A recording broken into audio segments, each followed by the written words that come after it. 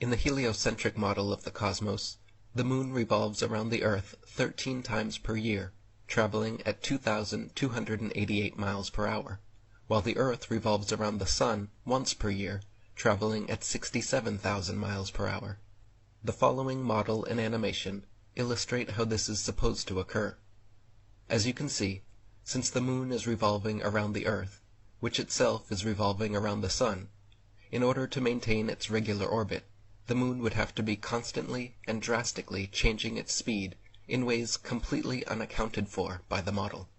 In the outer part of its orbit, the moon would have to speed up 67,000 miles per hour, in addition to its regular speed of 2,288 miles per hour, just to keep up with the Earth.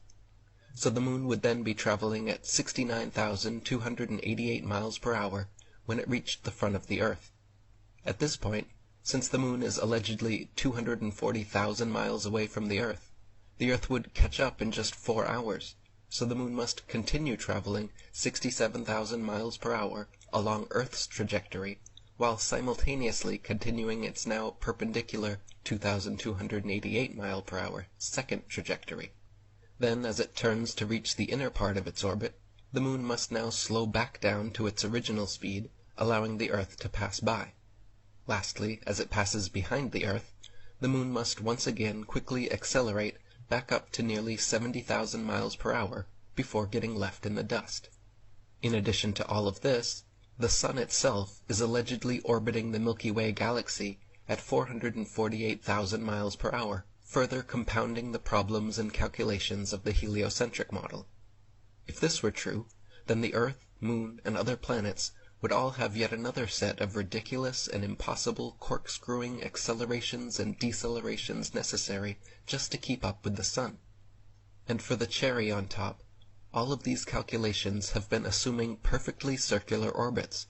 but the actual heliocentric model claims that the moon's orbit around the Earth's orbit around the Sun, and the Sun's orbit around the Milky Way are all elliptical, not circular, meaning there would be even more additional accelerations and decelerations to calculate depending where each one is along its elliptical path.